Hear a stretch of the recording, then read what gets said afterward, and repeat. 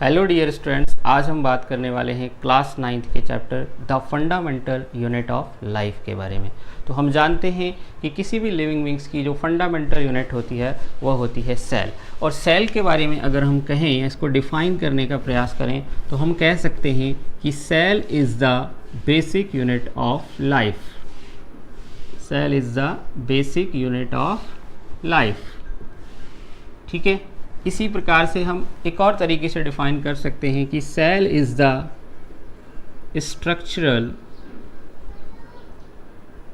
Structural and functional unit of life. ठीक है, हम देखते हैं हमने यहाँ पर सेल को बेसिक यूनिट, स्ट्रक्चरल और फंक्शनल यूनिट क्यों बोला।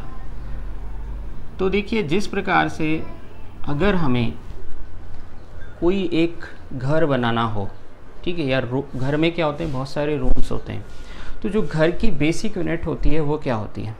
तो घर की जो बेसिक यूनिट होती है वो होती है एक ब्रिक।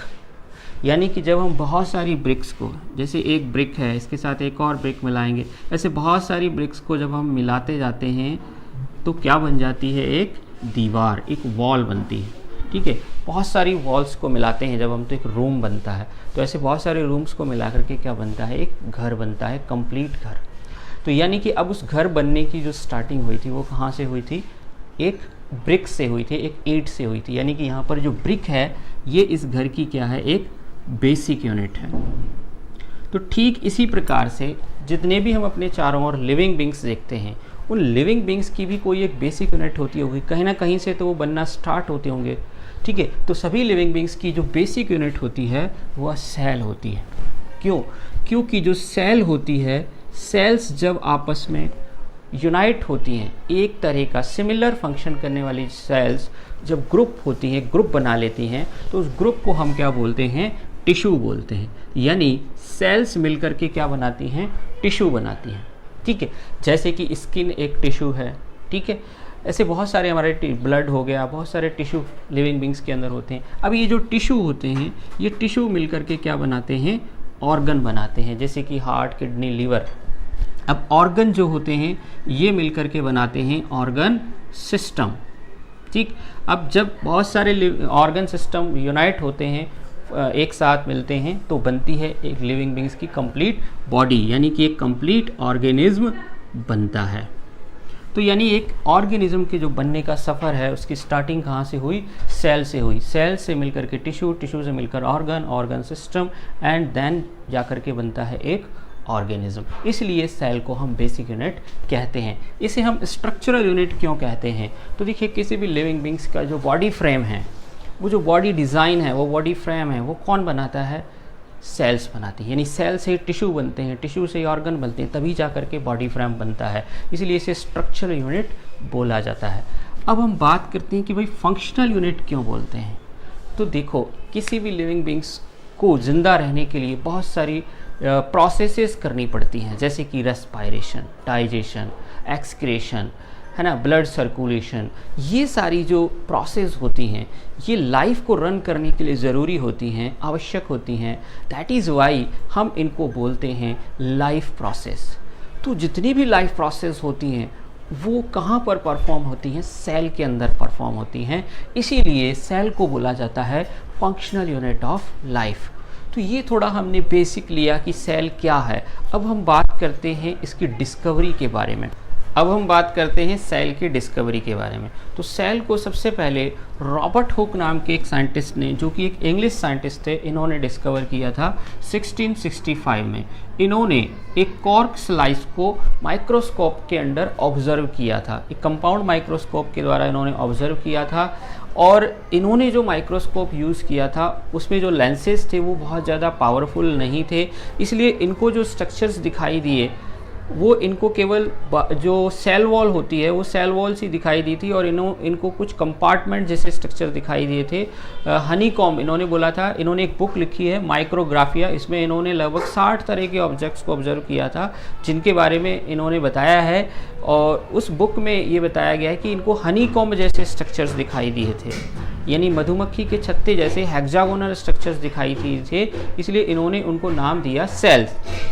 सेल असल में सेल्यूला एक वर्ड होता है लैटिन लैंग्वेज का सेल्यूला, लैटिन लैंग्वेज से लिया गया वर्ड है जिसका मीन्स होता है अ लिटिल रूम, जिसका मीन्स क्या होता है अ लिटिल रूम।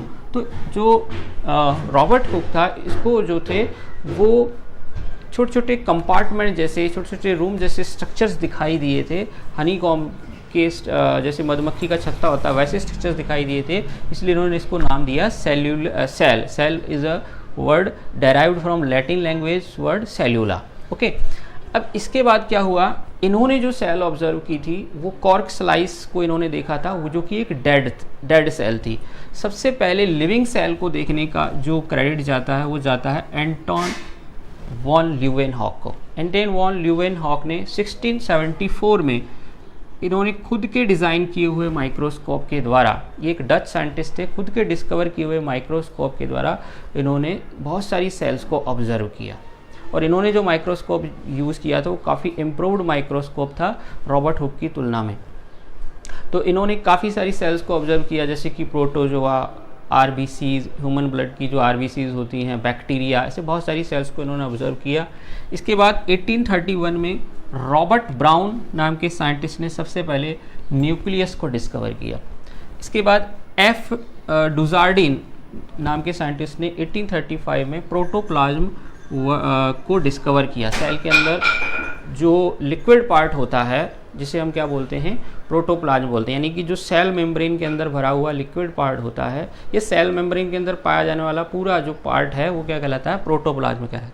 इसको इन्होंने नाम दिया था सार्कोड। ठीक है, बाद में जेई पुरकिंजे ने 1839 में टर्म दिया था प्रोटोप्लाज्म। इन्होंने डिस्कवर किया था लेकिन इन्होंने इसको नाम प्रोटोप्लाज्म ना देते हुए क्या दिया था, सार्कोड दिया था। लेकिन प्रोटोप्लाज्म टर्म जो था वो 1839 में जेई पुरकिंजे ने दिया था, राइट। इसके बाद एक जर्मन साइंटिस्ट थे, एक बॉटनिस्ट थे, जर्मन बॉटनिस्ट एम.जे. श्लाइडेन। ठीक है, तो एम.जे. श्लाइडेन ने 1838 में बोला कि all plants are made up of cells, कि सभी प्लांट्स जो होते हैं, all plants are made up of cell, सभी प्लांट्स जो होते हैं वो सेल से मिलकर के बनते हैं। इसके बाद टी सचवान, ये भी एक जर्मन जूलॉजिस्ट थे, इन्होंने 1839 में बोला कि all animals are made up of cells, कि सभी एनिमल्स जो होते हैं वो सेल से मिलकर के बनते हैं। और इन्होंने एक और चीज़ बोली कि जो एनिमल सेल्स होती हैं वो प्लांट सेल्स के समान ही होती हैं, प्लांट सेल्स के सिमिलर होती हैं, बस एक चीज़ को छोड़ करके, सेल वॉल को छोड़ करके, कि सेल वॉल जो है वो नहीं होती एनिमल सेल में, बाकी सब लगभग जो स्ट्रक्चर्स होता है इनका सिमिलर होता है। तो यहाँ से फाउंडेशन जो स्टार्ट हुआ वो सेल थ्योरी का हुआ। तो फिर इन दोनों स्टेटमेंट को हम अगर कंबाइन करते हैं तो फॉर्म होती है सेल थ्योरी। तो सेल थ्योरी, ऐसे अगर आपसे बोला जाए कि सेल थ्योरी, तो सेल थ्योरी जो थी वो किन साइंटिस्ट ने दी थी, तो दो साइंटिस्ट का नाम है एम.जे. श्लाइडेन और टी सचवान। 1838-1839 दोनों ने मिलकर के जो स्टेटमेंट दिए थे वो स्टेटमेंट क्या थे। इन दोनों स्टेटमेंट को अगर हम कंबाइन कर दें तो हम लिख सकते हैं all plants and animals are made up of cells. ठीक, दूसरा स्टेटमेंट इन्होंने बोला था कि the cell is the basic unit of life, cell is the basic unit of life, कि सेल जो है वो लाइफ की बेसिक यूनिट है। ओके, इसके बाद 1855 में सेल थ्योरी को एक्सटेंड किया गया। 1855 में रुडोल्फ विर्चो नाम के साइंटिस्ट ने एक और स्टेटमेंट इसमें इंक्लूड किया, और वो स्टेटमेंट था कि ऑल सेल्स